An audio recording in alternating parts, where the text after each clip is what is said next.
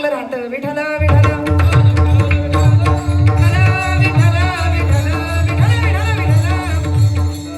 या पवित्र देशामध्ये आम्ही जन्माला आलेलो आहोत. अनेक देश आहे जगाच्या पाठीवर, पण ही भारत भूमी पवित्र आहे. म्हणून सकाळी उठल्या उठल्या या भूमीचं, या पदस्पर्श करण्याच्या अगोदर या भूमीचं, या मातेचं, आम्ही या धरणीचं दर्शन घेतलं पाहिजे. ही भूमी पवित्र आहे. पहिलं कारण, या भूमीमध्ये देवांचे अवतार झाले. दुसरं कारण, या भूमीमध्ये शूरवीरांचे अवतार झाले. आणि तिसरं कारण, या भूमीमध्ये कितीतरी साधू संतांचे अवतार झाले. कितीतरी साधू संत या भारतामध्ये आधीही झाले, आताही आहेत आणि पूर्वीही आणि पुढे जाऊन त्या ठिकाणी होतील. कितीतरी साधू संत आहेत. सध्याच्या काळामध्ये जर आपण पाहिलं तर प्रत्येक युवा, प्रत्येक यंगस्टर, प्रत्येक तरुण म्हणतोय की मला वृंदावनला जायचंय. कुठे जायचंय? वृंदावनला जायचंय. प्रत्येक तरुणाच्या मुखामध्ये शब्द आहे काय? वृंदावन जाऊंगी सखी, वृंदावन जाऊंगी, वृंदावन जाऊंगी सखी, वृंदावन जाऊंगी. मेरे उठे मेरे उठे मेरे उठे विरह के वीर सखी, वृंदावन जाऊंगी. मेरे उठे विरह के वीर सखी, वृंदावन जाऊंगी. वृंदावन जाऊंगी सखी, ना लौट के आऊंगी.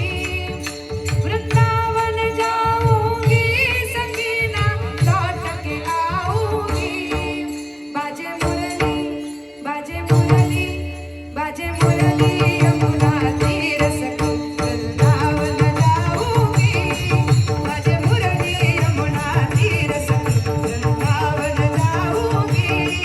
वृंदावन जाऊंगी, वृंदावन जाऊंगी.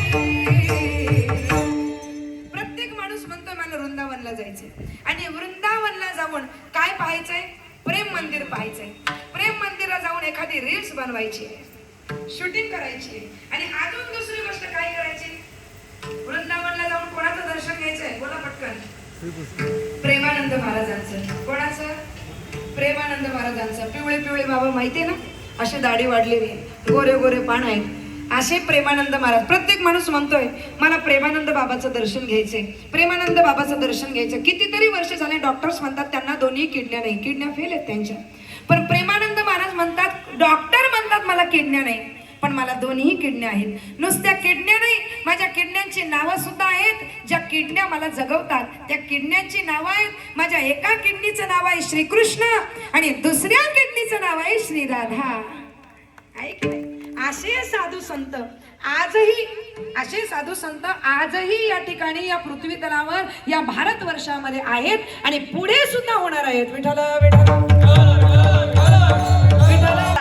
की आमची ही देवांची भूमी आहे. आणि म्हणून त्यांनी एंट्रीला, राज्याच्या एंट्रीला बोर्ड लावले कि उत्तराखंड ये देवभूमी है और देवभूमी में आपका स्वागत है. मला असं वाटतं या महाराष्ट्रामध्ये इतके साधू संत होऊन गेले, इतके साधू संत होऊन गेले की महाराष्ट्र सरकारने सुद्धा महाराष्ट्र राज्याच्या एंट्रीला बॅनर बोर्ड लावले पाहिजे की महाराष्ट्र ये संतों की भूमी है और संत भूमि में आने वाले सभी का हार्दिक स्वागत है.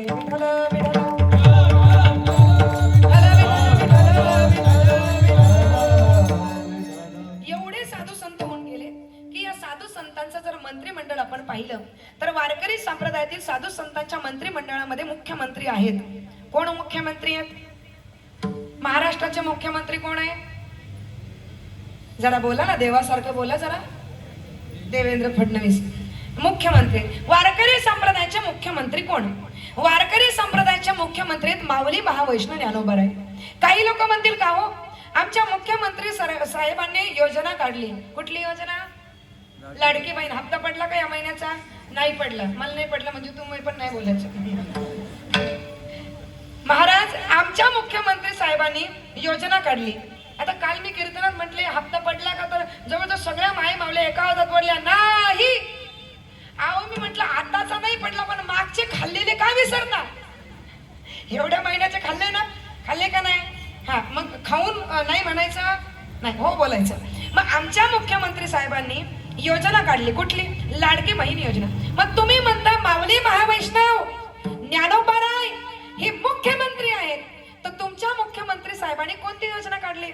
आमच्या माऊली महावैष्णव ज्ञानोबारायांनी लाडका वैष्णव योजना काढली आणि या लाडक्या वैष्णव योजनेमध्ये 1,500 दिले नाही, तर या लाडक्या वैष्णव योजनेमध्ये माऊली महावैष्णव ज्ञानोबरायांनी प्रत्येक वैष्णवाला मुक्तीचं दान दिलं. मुक्तीचं जयाने घातली मुक्तीची गमादी, मेळविली मांदी वैष्णवांची. म्हणून माऊली महावैष्णव वारकरी संप्रदायाचे कोण आहेत? मुख्यमंत्री. दुसरे शिक्षण मंत्री, वारकरी संप्रदायाचे शिक्षण मंत्री निवृत्तीनाथ महाराज. तसं पाहिलं तर सगळ्यात मोठी ग्रंथ संपदा ही ज्ञानोबरायांची. मग शिक्षण मंत्री ज्ञानोबराय पाहिजे, निवृत्तीनाथ महाराज का? निवृत्तीनाथ महाराज का शिक्षण मंत्री आहे? कारण ज्ञानोबरायांची ग्रंथ संपदा जरी मोठी असली तरी सुद्धा ज्ञानोबराय स्वतः म्हणतात, माझ्याकडे जे आलं ना ते माझ्या एकट्याचं नाही, तर ते मला निवृत्तीनाथांकडून आलेलं आहे. दिधले संपूर्ण माझे हाती,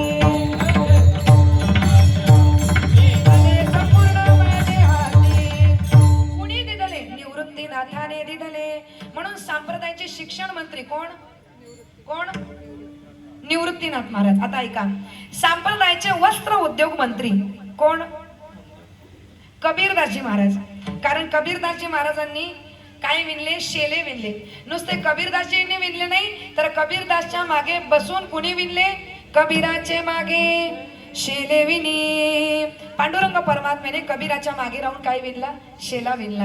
आणि म्हणून देवाचा नाचता नाचता ज्यावेळेस पितांबर गळलं ना, त्यावेळेस सगळ्यात पहिल्यांदा लक्ष कोणाचं गेलं? कोणाचं गेलं? कबीराचं गेलं. आता तुमच्या इकडं कीर्तनाला आल्यानंतर माय मावल्या मला साडी देतात की नाही? भरपूर साड्या देतात. आणली ना आता? ठीक आहे, काय हरकत नाही. नसेल आणली तर काही काळजी करू नका. आज नका देऊ, उद्या द्या. विनोदाचा भाग सोडून द्या. माय मावल्या साडी देतात आणि प्रत्येकाचं प्रेम असतं. साडी 200ची असू द्या, 300ची असू द्या, जशी दिली तशी मी नेसत असते. मला काही 5,000ची 10,000ची लागते असं काही नाही. ही सुद्धा दिलेलीच आहे, फक्त कोणी दिली ते विचारू नका. माय मावल्या प्रेमाने सन्मानपूर्वक साडी देतात. साडी दिल्यानंतर ती साडी जर मी त्याच गावात नेसून गेले तर जिने ती साडी दिली आहे ती जवळ येते आणि साडीला हात लावते आणि ती लगेच म्हणते, ही मीच दिलेली साडी. काय म्हणते? मीच दिलेली साडी. म्हणजे जिने साडी दिलेली आहे तिला तिची पारख असते. तसं वस्त्र उद्योग मंत्री कबीरदासजी महाराज आहे. त्याच्यामुळे देवाचा पितांबर ज्यावेळेस गळायला लागला ना, त्यावेळेस कबीरदासजी महाराजांना कळलं आणि कबीरदासजी महाराज म्हटले, सावध होई देवा ऐसे बोले कबीर. म्हणून वस्त्र उद्योग मंत्री कबीरदासजी महाराज. संप्रदायाचे बांधकाम मंत्री गोरोबा काका महाराज. कारण गोरोबा काकांनी मातीची वीट नाही विणली, गोरोबा काकांनी भक्तीची वीट तयार केली. ज्या भक्तीच्या विटीवर पांडुरंग परमात्मा उभा राहिला. म्हणून वारकरी संप्रदायाचे बांधकाम मंत्री गोरोबा काका. लक्षात राहिले ना सगळे मंत्री? मी पुन्हा विचारणार आहे बरं का, लक्षात ठेवा. बांधकाम मंत्री गोरोबा काका. वारकरी संप्रदायाचे कृषी उत्पन्न मंत्री बोला सावता माळी महाराज. सावता माळी महाराजांनी अशी काशी केली, अशी काशी केली, अशी काशी केली जशी तुम्ही करता ना. काय काय लावता काशीमध्ये? शिरोले, गोसाले, काकडी, बोला बोला पटकन. हा, वांगी, कारेली. कारेली लावता का? कारली लावता? कारेली, मिरची, वांग्याचं झाड तर ठरलेलंच असतं. आणि प्रत्येकाची काशी पूर्ण होत नाही जोपर्यंत शेकटाच्या शेंगाचं झाड होत नाही. आणि ते शेकटाच्या शेंगाचं झाड प्रत्येकाच्या घराच्या शेजारी अजूनही आहे. प्रत्येकाच्या घराच्या शेजारी जवळजवळ 90% लोकांच्या घराच्या शेजारी काय आहे? तुम्ही खाता ना शेंगा? शेकटाच्या शेंगा खाता की शेवग्याच्या शेंगा खाता? हे आता प्रत्येक लोकांचे हे जे पुढं टकली पडत चाललीत ना, बऱ्याच माय मावल्यांचे सुद्धा आहे. म्हणून आम्ही सुद्धा कधी असं बांधतो, कधी असं बांधतो. कारण ते पुढचं टकली दिसतं. ते 30शीत असो नाही तर 35शीत असो नाही तर 25शीत असो, आजकाल सगळ्यांचे छप्पर उडत चाललेत, बरोबर ना? हा, इंदू लेखा लावा नाही तर आदिवासी ऑइल लावा नाही तर अजून काही लावा, ते काही कमी होत नाही. पण एकाने सांगितलं शेवग्याच्या शेंगा रोज खातो ना त्याचं पुढचं टक्कल भरून निघतं. आता बघा उद्यापासून कशा रोज करतील. त्या शेवग्याच्या शेंगांचं झाड प्रत्येक म्हणजे आपण काशी करतो तशी माझ्या सावता माळी महाराजांनी सुद्धा काशी केली. पण ती काशी करत असताना कांदा मुळा भाजी अवघी विठाबाई माझी पांडुरंग परमात्म्याने यावं आणि सावता माळी महाराजांना मदत करू लागावी, एवढी सुंदर काशी, एवढी सुंदर शेती माझ्या सावता माळी महाराजांनी केली. म्हणून संप्रदायाचे कृषी उत्पन्न मंत्री सावता माळी महाराज. संप्रदायाचे न्यायमंत्री मुक्ताबाई महाराज. मुक्ताबाई कोण आहेत? न्यायमंत्री आहेत. मुक्ताबाईंनी तीन देवाला न्याय शिकवला, नामदेव, ज्ञानदेव आणि चांगदेव. नामदेवाला सुद्धा सांगितलं अखंड जयाला देवाचा शेजार, कारे अहंकार गेला नाही. मुक्ताबाईने ज्ञानदेवांना सांगितलं ताटी उघडा ज्ञानेश्वरा. आणि मुक्ताबाईने चांगदेवाला सुद्धा न्याय शिकवला. 1400 वर्ष जगला पण चांग्या कोराच राहिला. कोणी सांगितलं? एवढ्याशा लहानशा मुक्ताबाईने. म्हणून मुक्ताबाई संप्रदायाच्या न्यायमंत्री आहेत. संप्रदायाच्या महिला आणि बाल विकास मंत्री कोण आहेत? जनाबाई महाराज. कारण कोकणापासून दक्षिणापर्यंत, सावापासून चोरापर्यंत, लहानांपासून थोरांपर्यंत परमार्थाला सुरुवात केली की सोपा परमार्थ जिने सांगितला ती म्हणजे जनाबाई महाराज. लहानशी जनाबाई असं म्हणतात. जनाबाईला आई नव्हती, वडील होते. एक दिवस सगळी लोक वारकरी आषाढी वारीच्या निमित्ताने गंगाखेड नावाच्या छोट्याशा त्या गावामध्ये, जिथे जनाबाई राहत होती त्या गावामध्ये आले. आणि गावामध्ये आल्यानंतर सगळे वारकरी ज्यावेळेस वारीला निघाले त्यावेळेस जनाबाई सुद्धा म्हणते, बाबा मला सुद्धा वारीला जायचे. बाबा म्हणाले, अगं एवढीशी तू, त्या वारकऱ्यांचे 2 पावलं होतील तेव्हा तुला 8 पावलं टाकायला लागतील, तुझे पावलं कसे पडणार आहे? नाही जमणार. नाही बाबा मला जायचे.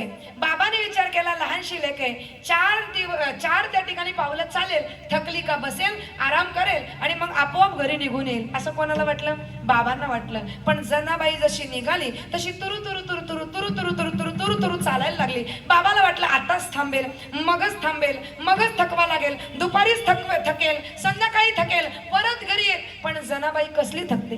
जनाबाई का थकत नव्हती माहिती का? कारण जनाबाईच्या मनात पंढरी भरली होती. आणि जिच्या मनात पंढरी भरली ना, मग तिला थकवा येत नाही, तिला संसार गोड वाटत नाही. मग तिचे पाऊल आपोआप पंढरीच्या दिशेने निघतात. मनात भरली पंढरी. सर्वांनी टाळी वाजवायची, सर्वांनी एक टाळी.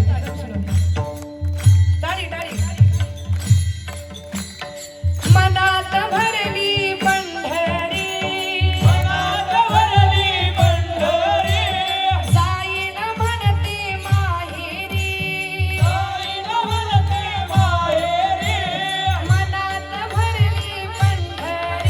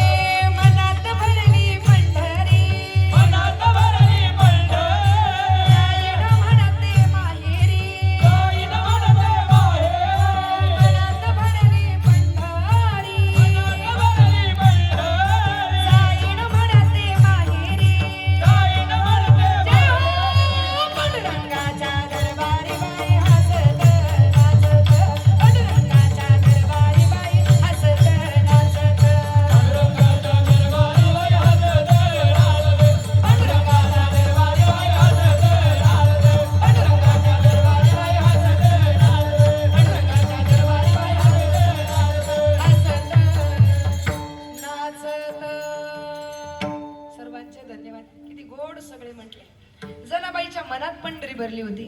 आणि मनात पंढरी भरली, जिच्या मनात पंढरी भरली तिला प्रपंच गोड लागत नाही, तिला मशेरी गोड लागत. ज्याच्या मनात पंढरी भरली त्याला तंबाखू गोड लागत नाही. ज्याच्या मनात पंढरी भरली त्याला जंगली रमीमध्ये इंटरेस्ट राहत नाही, कशातच इंटरेस्ट नाही. ज्याच्या मनात पंढरी भरली तो म्हणतो पांडुरंगाच्या दरबारी बाई हसत नाचत. मग त्याला सतत पंढरपूरच आठवतं. पंढरपुरात देव माझा विठ्ठल, पंढरपुरात देव माझा विठ्ठल, विठेवरी देव उभा चंद्रभागेच्या जवळ, विठेवरी देव उभा चंद्रभागेच्या जवळ.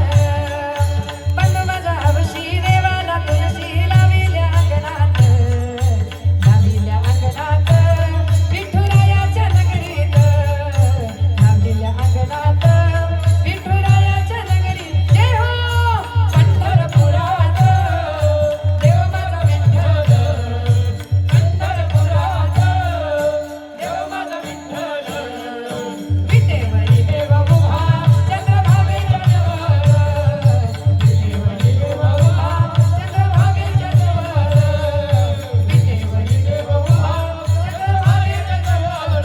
ए बंधू माझा छान देवासाठी त्याने लाविला चंदन, बंधू माझा छान देवासाठी त्याने लाविला चंदन, लाविला चंदन विठुरायाच्या अंगणात, लाविला चंदन विठुरायाच्या अंगणात, लाविला चंदन विठुरायाच्या अंगणात, लाविला चंदन विठुरायाच्या अंगणात. ए पंढरपुरात देव माझा विठ्ठल, पंढरपुरात देव माझा विठ्ठल. जय हो विठेवरी देव उभा चंद्रभागेच्या जवळ, विठेवरी देव उभा चंद्रभागेच्या जवळ, विठेवरी देव उभा चंद्रभागेच्या जवळ, विठेवरी देव उभा चंद्रभागेच्या जवळ, विठेवरी देव उभा चंद्रभागेच्या जवळ, विठेवरी देव उभा चंद्रभागेच्या बघा, ब्रह्मा विष्णू आणि महेश्वर बरोबर तिघी जणी उभ्या राहिल्या. आणि खरोखर एवढ्या सगळे लोक होते, पण तिघीच का उभ्या राहिल्या? कारण तिघींच्याच मनात पंढरी भरली, बाकीचे फक्त हाताने टाळी वाजवत आहेत. आणि ज्याच्या मनात पंढरी भरली ना त्याला खाली बसवतच नाही. त्याला असं वाटतं कधी उठतो, कधी नाचतो, कधी छान पावला खेळतो, कधी टाळ्या वाजवतो, कधी दंग होतो भजनामध्ये. अहो जनाबाई, एवढीशी जनाबाई तुरु तुरु तुरु तुरु पडायची, वारकऱ्यांच्या पुढे पुढे जायची आणि सगळ्या वारकऱ्यांची सेवा करायची. पंढरपूरला गेली, नामदेवांची दासी म्हणून प्रसिद्ध झाली. जनाबाईने जात्यावरच्या ओव्या गायल्या की ज्या जात्यावरच्या ओव्या म्हणजे आमच्या माई भगिनींची परमार्थाची सुरुवात आहे. म्हणून महिला मंत्री माझ्या जनाबाई महाराज विठ्ठल विठ्ठल विठ्ठल विठ्ठल. कायदा मंत्री मुक्ताबाई महाराज, संरक्षण मंत्री तुकोबाराय. किती मंत्री सांगितले मी विचारते, तुम्ही पटकन उत्तर द्या. मुख्यमंत्री माऊली ज्ञानोबाराय. शिक्षण मंत्री निवृत्तीनाथ महाराज. बांधकाम मंत्री गोरोबा काका. वस्त्र उद्योग मंत्री कबीरदासजी महाराज. तुम्ही बोलू नका, चिटिंग नाही करायची. वस्त्र उद्योग मंत्री कबीरदासजी महाराज. कृषी उत्पन्न मंत्री सावतामाळी महाराज. कायदा मंत्री मुक्ताबाई महाराज. महिला बचत गट मंत्री जनाबाई महाराज. संरक्षण मंत्री तुकोबाराय. आणि या संप्रदायाचे अर्थमंत्री संत श्रेष्ठ नामदेव महाराज. अर्थ म्हणजे काय? अर्थ म्हणजे धन, वित्त. आणि या संप्रदायाचं धन काय असेल तर प्रेम आहे. तुम्ही किती ज्ञानी आहात, तुमच्याकडे किती शास्त्र अभ्यास आहे, देवाला ते नाही. या संप्रदायाला पाहिजे तुमच्या अंतकरणात प्रेम किती आहे. भक्ती प्रेमाविन ज्ञान नको देवा.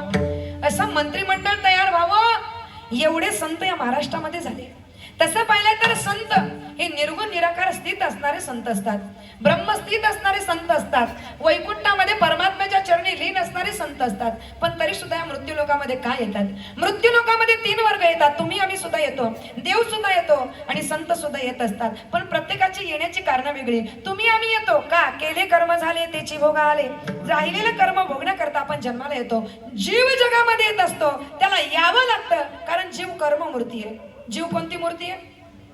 कर्ममूर्ती आहे.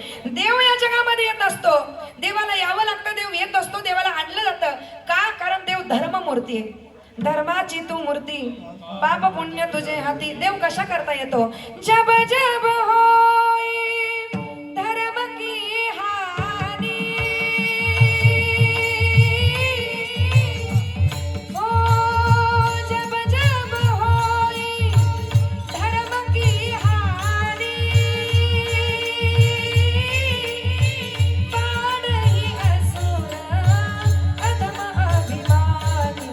राम सिया राम सिया राम रे रे राम, सिया राम सिया राम रे रे राम. ओ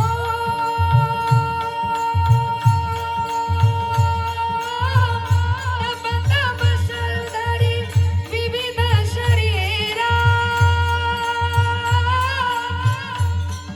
या जगामध्ये ज्या ज्या वेळेला धर्माची हानी होत असते, त्या त्या वेळेला या धर्माचं रक्षण करण्याकरता, साधूंचं रक्षण करण्याकरता, अधर्माचा नाश करण्याकरता भगवंत या पृथ्वी तलावर येत असतो. कसा येत असतो? ऐका. तब तब प्रभु धरी विविध शरीरा, तब तब प्रभु धरी विविध शरीरा, हरहि कृपा निधि सज्जन वीरा. राम सिया राम रे रे राम, राम सिया राम रे रे राम. या जगामध्ये भगवंत अवतार घेत असतो, कारण भगवंत ही धर्ममूर्ती आहे. जीव कोणती मूर्ती आहे? जीव कोणती मूर्ती आहे? कर्ममूर्ती. जीव कर्म करण्याकरता येतो. मागचं कर्म कधी कधी एखाद्या मुलगी अतिशय चांगली असते, सात्विक असते, अतिशय सज्जन असते, चांगली असते, पण तिला जर खट्याळ सासू मिळाली तर आपण तिला समजावतो, बाई जाऊ दे, तू खूप चांगली आहे, पण तुझं काहीतरी कर्म असेल की तुझ्या वाट्याला अशी सासू आली. या गावातल्या सगळ्या सासवा चांगल्या आहेत, पण आपण समजवतो. काय समजवतो? काहीतरी तुझं कर्म असेल, म्हणजे कर्म भोगायला तुम्ही येत असतो. जीव कर्ममूर्ती आहे, देव धर्ममूर्ती आहे, आणि साधू संत या पृथ्वी तलावर येत असतात. यायची गरज नाही, कारण साधू संत हे ब्रह्ममूर्ती आहे. पण काय येतात? अभंगाचं पहिलं चरण. ब्रह्ममूर्ती संत जगी आवतले, ब्रह्ममूर्ती संत जगी आवतले, ब्रह्ममूर्ती संत जगी आवतले, ब्रह्ममूर्ती संत जगी आवतले.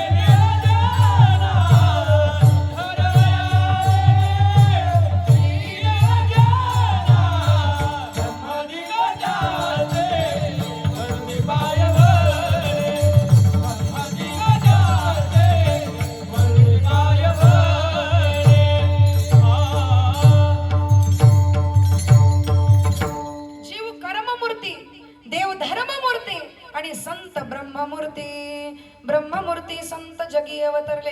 ब्रह्ममूर्ती आहे, ब्रह्मपदी स्थित असणारे, निर्गुण निराकारात स्थित असणारे. अहो बघता हनुमानजी हे सुद्धा कोण आहेत? ब्रह्ममूर्ती. तसं पाहिलं तर ज्यावेळेस रामप्रभूंनी अवतार घ्यायचं ठरवलं आणि मीटिंग झाली वरती, मीटिंग झाल्यानंतर मीटिंग मध्ये देवाने सांगितलं की सगळ्या देवांनी मी राम अवतार घेणार आहे, त्यावेळेस सगळ्या देवांनी वानर म्हणून माझ्या सहकार्याला यायचं. त्यावेळेस भगवान महादेव उठले आणि भगवान महादेव उठल्यानंतर ते म्हणाले, सगळे देव जर वानर होऊन तुमच्या सहकार्य करता येत असतील तर सगळ्या वानरांमध्ये मी मुख्य वानर होईल आणि माझं नाव हनुमान असेल. आणि अशी भक्ती केली हनुमंतरायांनी की एक दिवस सीता मातेने प्रसन्न होऊन त्यांना मोत्याचा हार दिला आणि मोत्याचा हार घेतल्यानंतर ते हनुमंतराय त्या मोत्याच्या हाराचा दाना दाना असा दाताने तोडायचे आणि पाहायचे आणि फेकून द्यायचे. प्रत्येक मोत्याचा दाना असा दाताने तोडायचे, पाहायचे, फेकून द्यायचे. त्यावेळी सीता मातेने विचारलं, अरे हनुमंता हे काय करतो? खरोखर ज्याला वस्तूची किंमत नाही ना त्याला वस्तू देऊन फायदा नाही, ज्याला किंमतच नाही, ज्याला कळतच नाही, उगीच मी तुला मोत्याचा हार दिला, तुला याची किंमत नाही म्हणून तू एक एक मोती घेतो, दाताने तोडतो, टाकून देतो. त्यावेळेस हनुमंतजी म्हणतायत, सीता माते मैया इसमें राम नहीं है और जिस चीज में राम नहीं है वो चीज मेरे क्या काम की. ज्याच्यामध्ये राम नाही ते माझ्या काय कामाचं महाराज. मग त्यावेळेला सीता माता म्हणते, एवढं मोत्यामध्ये राम पाहणारा तू काय रे, तुझं शरीर काय कामाचं, तुझ्या शरीरामध्ये आहे का राम? असं म्हटल्यानंतर तर क्षणी माझ्या हनुमंतरायांनी काय केलं, आपली छाती आपलं हृदय विदीर्ण केलं आणि दाखवलं, श्रीराम जानकी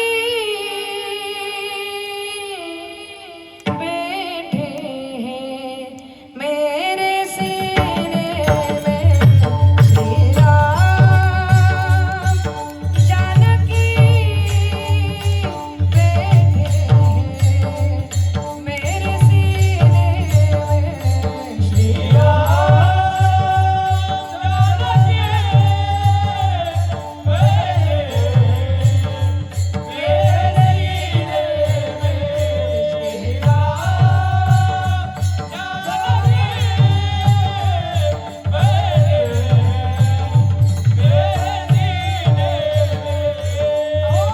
आपलं हृदय विदीर्ण केलं आणि दाखवलं.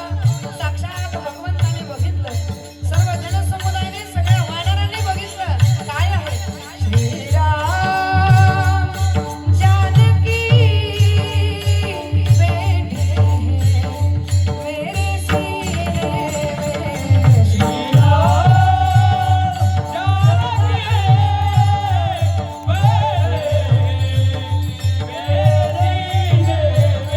देख लो मेरे दिल के नगीने में, देख लो मेरे दिल के नगीने में. कौन? राम जानकी बैठे मेरे सीने में.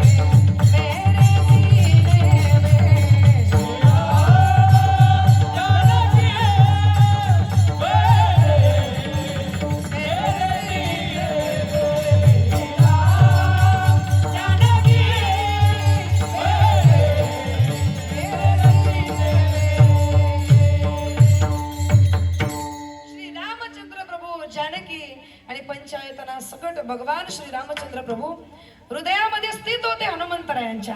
ब्रह्ममूर्ती हनुमंतराय. हनुमंतराय साक्षात भगवान शिवाचा अवतार आहे, पण तरी सुद्धा या पृथ्वी तलावर अवतीर्ण झाले का? कारण हनुमंतरायांनी सगळ्यांना भक्ती कशी करावी हे शिकवलं. तुमच्या आमच्यासारख्या जडजीवांचा उद्धार करण्याकरता ब्रह्ममूर्ती संत स्वतःची पदवी, स्वतःचा अधिकार, स्वतःची जागा सोडून खाली येत असतात. त्यांना काहीच गरज नाही याची. म्हणून ब्रह्ममूर्ती संतांची सेवा ही जीवमूर्तीने करावी तर त्याचा उद्धार आहे. आणि ब्रह्ममूर्ती संतांची सेवा करण्याकरता धर्ममूर्ती सुद्धा येत असते. कधी आली, कशी आली, अनेक उदाहरण आहेत, पण एक उदाहरण मी आपल्याला सांगेल. ताट बसा बरं. आपल्या संपूर्ण भारतामध्ये अनेक परिक्रमा प्रसिद्ध आहेत. त्यामध्ये वैराग्य परिक्रमा म्हणून ज्या परिक्रमेचा उल्लेख केला जातो त्या परिक्रमेचं नाव आहे नर्मदा परिक्रमा. आयुष्यात जीवनात जन्माला आल्यानंतर एकदा तरी नर्मदा परिक्रमा कराच. पायी करा असं मी म्हणणार नाही, बसने तरी करा, पण नर्मदा परिक्रमा करा. आणि ज्यांना ज्यांना जमेल त्यांनी पायी नर्मदा परिक्रमा करा. 3000 किलोमीटरचा प्रवास आहे. 3000 किलोमीटरचा प्रवास करायला जवळजवळ 4 ते 5 महिने लागतात. आपल्या सर्वांच्या आशीर्वादाने आणि माझ्या सद्गुरूंच्या कृपेने मागील वर्षी मला पायी नर्मदा परिक्रमा करण्याचं भाग्य लाभलं. 4 महिन्यामध्ये ही पायी नर्मदा परिक्रमा नर्मदा मैयानेच माझ्याकडून पूर्ण करून घेतली. आणि या परिक्रमेमध्ये माझे आई वडील, आम्ही 3घे जण होतो. माझे मिस्टर आणि माझा 6 वर्षाचा हा लहान मुलगा घरी होता. अक्षरशः त्याला सोडून जात असताना मला इतकं वाईट वाटत होतं. मी चालत असताना माझ्या प्रत्येक मिनिटाला, माझ्या प्रत्येक क्षणाला माझ्या कन्हैयाची, माझ्या लेकराची मला आठवण येत होती. पण माझं ध्येय होतं की एकदा तरी आयुष्यात आल्यानंतर मला नर्मदा परिक्रमा करायची आहे. आणि घरी जाताना मी सांगून गेले होते, जर नर्मदा परिक्रमा करून मी घरी आले तर तुमची, आणि नाही आले तर देवाची. नर्मदा परिक्रमेला जात असताना संकल्प करून जायचं असतं. परिक्रमेत गेलेल्या व्यक्तीला भगवती नर्मदा मैयाचं दर्शन झाल्याशिवाय राहत नाही. अशी श्रेष्ठ नर्मदा परिक्रमा, जिला वैराग्य परिक्रमा म्हणतात, ही वैराग्य परिक्रमा या भारतामध्ये सगळ्यात पहिल्यांदा कोणी केली असेल तर त्यांचं नाव आहे मार्कंडेय ऋषी. मार्कंडेय ऋषीने पहिली परिक्रमा केली. आणि त्यानंतर अगदी अलीकडच्या काळामध्ये 150-200 वर्षाच्या काळामध्ये गौरी शंकर नावाचे महाराज होऊन गेले, की ज्या महाराजांनी ही नर्मदा परिक्रमा केली. ते गौरी शंकर महाराज 12 वर्ष परिक्रमा करायचे. एक परिक्रमा 12 वर्ष करायचे. आता आपल्याकडे वेळ कमी आहे कलियुगात, म्हणून माणूस 4 महिन्यातच करतो, पण त्यावेळेला गौरी शंकर महाराज 12 वर्ष ती परिक्रमा करायचे. एकटे करत नव्हते, तर जवळजवळ 1000-2000 साधू समुदायाला घेऊन ती परिक्रमा करायचे. कसे करायचे? दिवसभर नर्मदा मैयाच्या किनाऱ्याने चालायचे. किनारा सोडायचा नाही मैयेचा, किनाऱ्याने चालायचे. आणि संध्याकाळच्या वेळेला एखाद्या ठिकाणी राहून सगळ्या त्या ठिकाणी जनसमुदायाला राहण्याची व्यवस्था, निवासाची आणि त्या ठिकाणी अन्नाची व्यवस्था, भोजनाची व्यवस्था गौरी शंकर महाराज करायचे. कसे करायचे महाराज? महाराजांकडे काहीच नव्हतं, पण चमत्कार असा होता की महाराज त्यांच्या आचारी वर्गामध्ये एक आचार्य होता, ज्याचं नाव होतं शंकर. त्या शंकरला सांगायचे, आज जे जे काही बनवायचे ना, त्याची लागणारी सगळी भांडे घेऊन नर्मदा मैयाच्या किनारी जा. आणि मैयाला सांगायचं, आज आम्हाला हा स्वयंपाक बनवायचा आहे. आणि ते पात्र म्हणजे ते भांडे पाण्यात बुडवायचे आणि नर्मदेच्या जलाने ते पाणी त्या ठिकाणी ते जल भरून त्या पात्रामध्ये आणायचं. आणि चमत्कार असा होता, नर्मदा मैयाची कृपा अशी होती की जलाने भरलेली किनाऱ्यावरती भांडे स्वयंपाक घरात येईपर्यंत जे प्रार्थना करून धान्य मागितलेलं असायचं, त्या धनधान्याने ते पात्र, ते भांडं आपोआप भरलेलं असायचं. हा चमत्कार कितीतरी वर्ष चालला महाराज, कितीतरी वर्ष चालला. नर्मदा मैया सगळं सांभाळते. मी आजही तुम्हाला अनुभवाने सांगते, तुम्हाला जर चमत्कार पाहिजे असेल ना, तर तुम्ही नर्मदा मैयाच्या किनारी जा. मला सांगा, ज्या ठिकाणी सकाळी 150-200 लोक जेवणार आहे आणि संध्याकाळी 150-200 लोक जेवणार आहे, त्या आश्रमामध्ये कमीत कमी एखादा तेलाचा डबा, एखादी तांदळाची गोण, थोडाफार का होईना भाजीपाला पाहिजे की नाही? पाहिजे की नाही? पाहिजे. आपल्या घरामध्ये 5-50 लोक जेवणार असले तर आपण डीमार्ट मध्ये 10,000चा किराणा भरून आणतो. ज्या आश्रमांमध्ये आजही 150-200 लोक सकाळी जेवतात, 150-200 लोक संध्याकाळी भोजन करतात, त्या आश्रमामध्ये एकही तेलाचा डबा तुम्हाला भेटणार नाही. एकही 1 किलो तांदूळ सुद्धा तुम्हाला भेटणार नाही. 150-200 लोक ज्या वेळेला जेवायला येणार आहे, त्याच्या 15 ते 20 मिनिटं अगोदर कुणीतरी येतं तांदूळ देऊन जातं, कुणीतरी येतं तेल डबा देऊन जातं, कुणीतरी येतं लाडू प्रसाद देऊन जातो. असा चमत्कार आजही घडतो. मला कितीतरी वेळा असं अनुभवायला आलं. एक दिवस चालता चालता माझ्या मनात सहज आलं की मला ढोकळा खायचा आहे आणि मला ढोकळा खूप आवडतो. ढोकळा खायचा. मी मैयाला म्हटलं, आज ढोकळा खायची खूप इच्छा झाली आहे. आणि समोर असलेल्या एका झोपडीमध्ये आम्ही थांबलो. अक्षरशः ओसाड उजाड माळरानावर ती झोपडी होती, तिथे थांबलो, जेवायला बसलो. अक्षरशः ढोकळाचा वास कुठेच येत नव्हता. पात्र जसं काढलं तसं त्या पात्रामध्ये पहिला पदार्थ वाढला गेला. त्या पदार्थाचं नाव ढोकळाच होतं, म्हणजे तो ढोकळा होता. एकदा जाता जाता मी सहज म्हटले, आज केळी खायची इच्छा झाली भरपूर. आणि समोर एक लहानशी मुलगी आली महाराज. त्या मुलीने डझनभर केळी माझ्या हातात दिली आणि तिने सांगितलं, आपको केली खाने की इच्छा हुई है ना, मैया ने आपके लिए केली भेजी. म्हटलं, काय केले मैयाने? हा अनुभव नर्मदा परिक्रमेमध्ये मिळतो. माझा सांगायचा मुद्दा हा की ते गौरी शंकर महाराज दिवसभर त्या साधू समुदायाला त्या ठिकाणी घेऊन परिक्रमा करायचे. संध्याकाळच्या वेळेला त्या सगळ्या साधू समुदायाला देऊन भोजन द्यायचे. कसे द्यायचे मी तुम्हाला सांगितलं. एके दिवशी ब्रिटिश सरकार, त्यावेळेला ब्रिटिश सरकारचा काळ होता, घडलेली घटना आहे. ब्रिटिश सरकारच्या काळामध्ये ब्रिटिश सरकारला ही गोष्ट ज्यावेळेस कळली, त्यावेळेस त्यांनी त्यांच्या अधिकाऱ्यांना सांगितलं की जा जरा त्या साधूचा ढोंगीपणा बंद करून या. असं कुठे असतं का? असं कुठे घडतं का? ब्रिटिश अधिकारी गेले, त्यांनी सांगितलं, महाराज बंद करा तुमचा हा ढोंगीपणा. काय चाललंय तुमचं हे तोंडाण? तुम्ही दिवसभर गावामध्ये लुटमार करत फिरतात आणि संध्याकाळी या परिक्रमावासींना जेवण देतात. आम्हाला काय वेडे समजले काय? आम्हाला काय समजत नाही का? आम्हाला काय कळत नाही का? बंद करा तुमचं हे ढोंग. असं म्हटल्यानंतर गौरी शंकर महाराज अतिशय विनम्रतेने म्हणतायत, नाही हो, आम्ही चोऱ्या मारायला लोडी लुबाडी करत नाही. आमची नर्मदा मैया आम्हाला देते. आम्ही काय कोणाचे खातो रे, आमचा देव आम्हाला देतो, आमची मैया आम्हाला देते. हो काय खोटं बोलतोस तू? असं कधी घडत असतं का? हो असं घडतं. तुमची जर इच्छा असेल ना तर तुम्हाला सुद्धा नर्मदा मैया देईल का?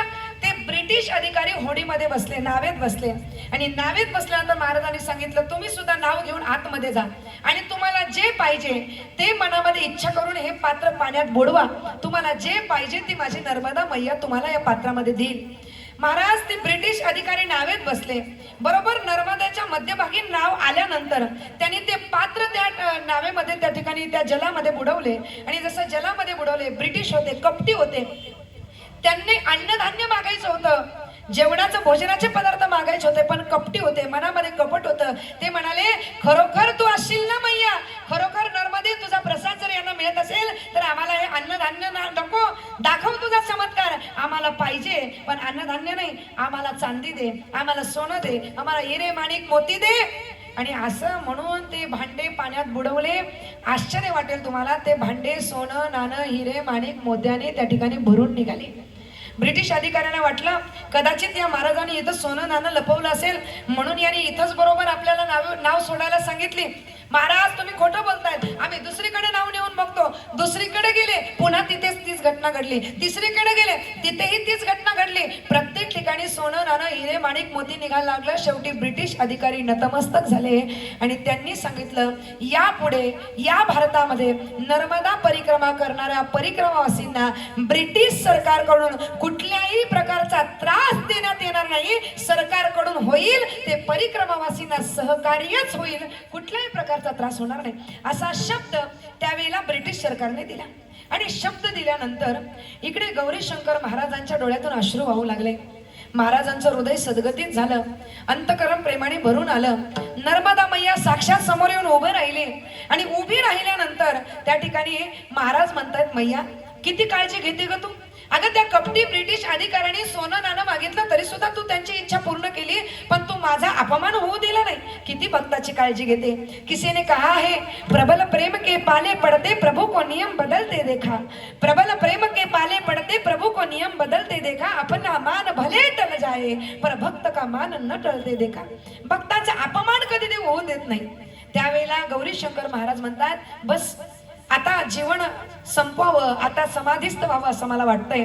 पण जाता जाता एकच माझी इच्छा आहे, हे नर्मदा मैया तू तर मला प्रत्यक्ष दर्शन दिलं, परंतु तुझे वडील भगवान महादेव यांनी मला दर्शन दिलं नाही. आणि नर्मदा ही महादेवाच्या घामातून प्रगट झालेली मुलगी आहे, कन्या आहे. ती नर्मदा शंकराची कन्या आहे. तुझ्या वडिलांनी मला दर्शन दिलं नाही. असं म्हटल्यानंतर नर्मदा मैया गालातल्या गालात हसते, स्मित हास्य करते. ती म्हणते अरे बाला, जिथे ब्रह्ममूर्ती येत असतात ना त्यांची सेवा करण्याकरता धर्ममूर्तीला राहवत नाही. ते धर्ममूर्ती सुद्धा धावत धावत येते. कोण म्हणता तुला माझ्या वडिलांनी दर्शन दिलं नाही? अरे बाला, रोज आवाज देतो ना शंकरा हे कर शंकरा ते कर, असा तुझ्या आचारी ग्रहामध्ये असणारा जो आचारी शंकर आहे ना तो दुसरा तिसरा कोणी नाही तर माझे वडील प्रत्यक्ष भगवान महादेवच तुझी सेवा करतायत. ते साक्षात भगवंत आहेत, ते साक्षात शिवशंकर आहेत. आणि ज्या वेळेला कळलं महाराज धावत धावत गेले, ए शंकरा ए शंकरा ए शंकरा. स्वयंपाकघरात पाहिलं तर भगवान शंकर म्हणजे आचारी कुठंच नव्हता. हात जोडून विनंती केली, आवाज दिला, कैलासी राणा शिवचंद्र मोळी फणींद्र माता मुकुटी झळाळी. कैलासी राणा शिवचंद्र मोळे फणींद्र माता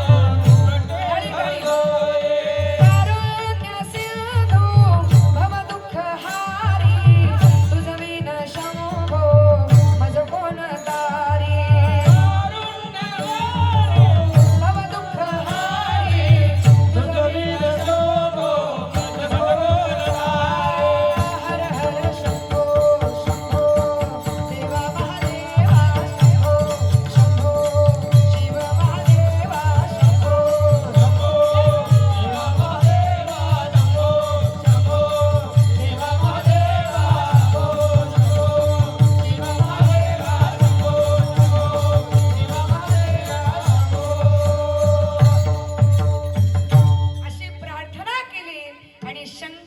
नावाचा आचारी आता साक्षात मूळ स्वरूपात म्हणजे भगवान महादेव प्रगट झाले. असं म्हणतात की आजही Guinness book of world record मध्ये नर्मदा परिक्रमावासी गौरी शंकर महाराज यांचं नाव लिहिलेलं आहे. आणि ते नाव कोणी लिहिलं तर ते नाव गौरी शंकर महाराजांचं नाव ब्रिटिश अधिकाऱ्यांनी लिहिलं. म्हणजे ब्रिटिशांना सुद्धा कळलं की ब्रह्ममूर्ती संत त्यांची योग्यता किती मोठी आहे, त्यांचा अधिकार किती मोठा आहे. आणि म्हणून असे हे संत निर्गुण निराकारामध्ये स्थित असणारे संत या पृथ्वी तलावर येत असतात. त्यांना येण्याची गरज नाही, त्यांच्याकडे सगळं आहे, येण्याची गरजच नाही त्यांना. पण जसं आईचं लेकरू जर कुठे हिंडत असेल, फिरत असेल, उन्हामध्ये तापत असेल तर आईला जसं राहवत नाही तसं तुम्ही आम्ही जड जीव संतांची लेकरं आहोत. आणि म्हणून आपली आई म्हणजे तुम्ही संत माय बाप कृपावंत त्या आईला राहवत नाही. आणि मग ते साधू संत रूपी ब्रह्ममूर्ती आई अशी धावत धावत खाली येते. कशा करता? उद्धया आले दीनजना. आणि संत ज्यावेळेस तुमचा आमचा उद्धार करण्याकरता येतात त्यावेळेस त्यांच्या सेवेची लालसा कोण करतं? अभंगाच्या दुसऱ्या चरणात ब्रह्मदेवाची वंदित पायवनी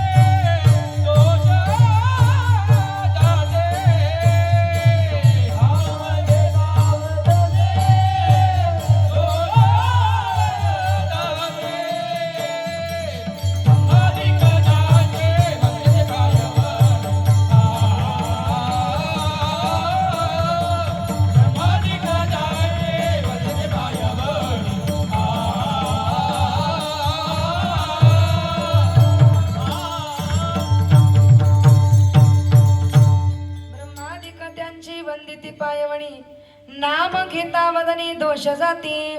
एक वेळेस देवाचं नाव घेतलं नाही तरी चालेल पण संतांचं नाव घ्या. देवाचं नाव घेतलं नाही तरी चालेल पण संतांचं नाव घ्या.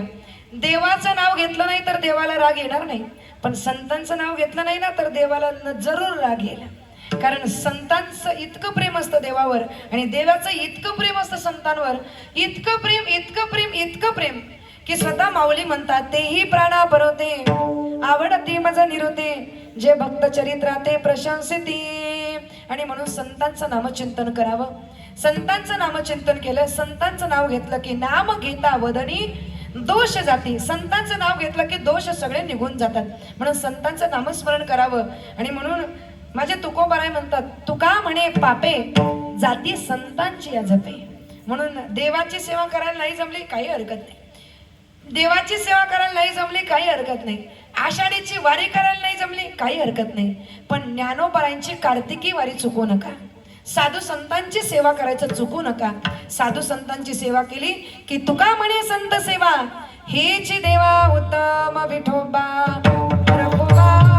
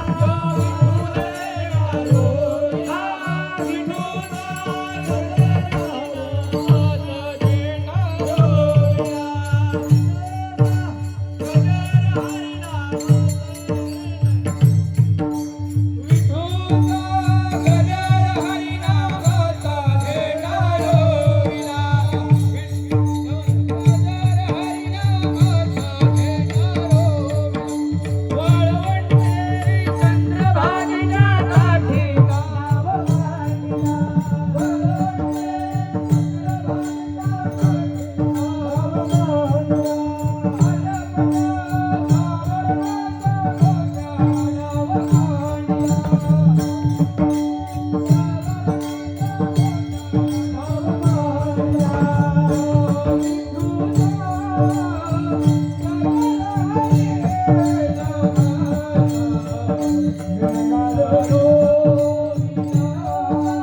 गजर हरिनामाचा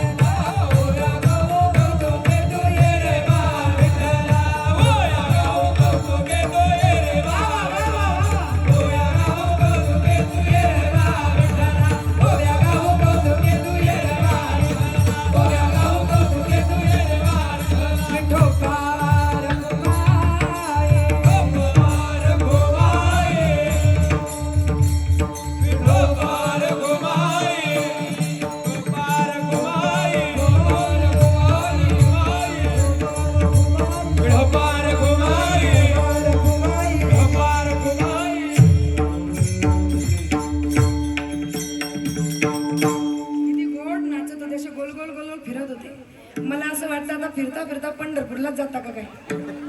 पण तुम्ही जाऊ शकत नाही मला माहिती, कारण आमची ट्रॅफिक लय डेंजर आहे. महाराज नाच कीर्तनात रंगे, नाचो कीर्तनाचे रंगे, नाचो कीर्तनाचे रंगे.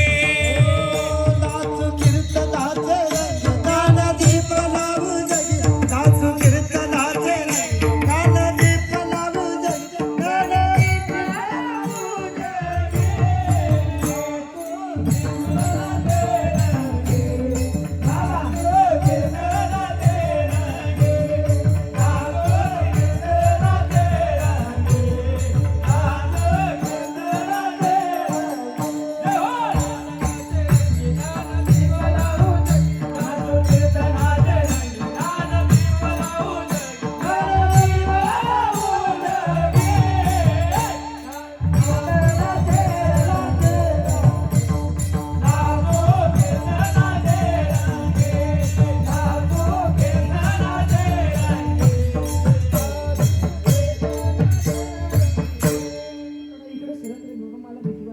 कीर्तनाचं आणि तरुण वयात परमार्थाचं वेध लागायला सुद्धा भाग्य असावं लागतं. आणि हे भाग्य या लहान लेकरांचं आहे. म्हणून संतांचं नाव घेतलं, देवाचं नाव घेतलं की पाप सगळे निघून जातात. नाम घेता वदनी दोष जाती, कसाही असो का दुराचारी विषयी आसक्त, संत कृपे त्वरित उद्धरते. आणि असे असणारे संत, ज्या संतांची एवढी महती आहे, नामदेवराय म्हणतात त्या संतांचा मला अखंडित सहवास मिळावा, याचा वास मी करतो अभंगाचा शेवटचा केवळ. अखंडित नामा पदयाचे पाय, अखंडित नामा पदयाचे पाय, अखंडित नामा वासयाची पाये, अखंडित नामा सदेवाच पाये.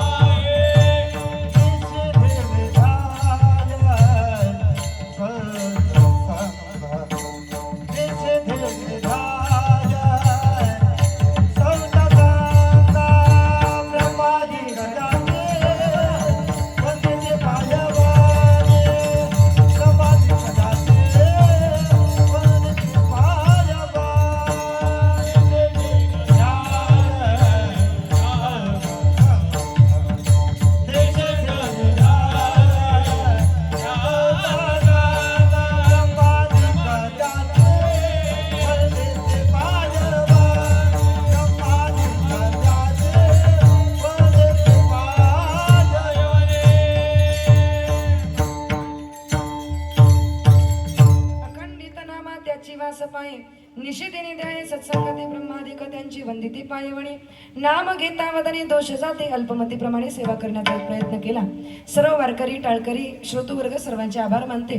जर असाच सुरू राहावा असं वाटत असेल तर आज अखंड हिंदू समाजाने धर्म समुदायाने एकत्रित आलं पाहिजे. आज हिंदू समाजाला, हिंदू धर्माला एकत्र आल्याशिवाय पर्याय नाही. लव जिहादची प्रकरणं वाढतायत, लँड जिहाद वाढतोय, फूड जिहाद वाढतोय. नाशिकमध्ये, अहिल्यानगरमध्ये आमच्याच मुली, हिंदू धर्मात जन्माला आलेल्या मुली धर्मांतरण करतायत. आपल्याच आई वडिलांच्या विरोधात तक्रार पोलीस स्टेशनमध्ये देत आहेत. आज आपल्या परिसरामध्ये जरी असे लव जिहादचे प्रकरण झालेले नसले तरी व्हायला वेळ लागणार नाही. आणि म्हणून सावध व्हा. लव जिहाद वाढतोय, लँड जिहाद वाढतोय. जे गड किल्ले आमच्या छत्रपती शिवाजी महाराजांनी अमर केले, त्या गड किल्ल्यांवर कधी एका रात्रीमध्ये एखाद्या दगडावर चादर अंथरली जाते आणि कधी तिथे इतर धर्माची धर्म प्रार्थना स्थळ चालू होतात, आम्हाला समजत सुद्धा नाही. हिंदू माणूस झोपलेला आहे. म्हणून विनंती करेल, सगळ्यांनी एकत्रित आलं पाहिजे. धर्माच्या रक्षणाकरता आमचा धर्म आमच्या मुलांना शिकवला पाहिजे. इंग्लिश मीडियम काराची गरज आहे, इंग्लिश शिकवणं मुलांना गरजेचं आहे. इंग्लिश मीडियम मध्ये मुलांना जरूर टाका. पण एक विनंती आहे, संध्याकाळी मुलगा घरी आल्यानंतर त्याला शुभम करोती, रामरक्षा आणि हनुमान चालीसा आलीच पाहिजे. ही आज काळाची गरज आहे.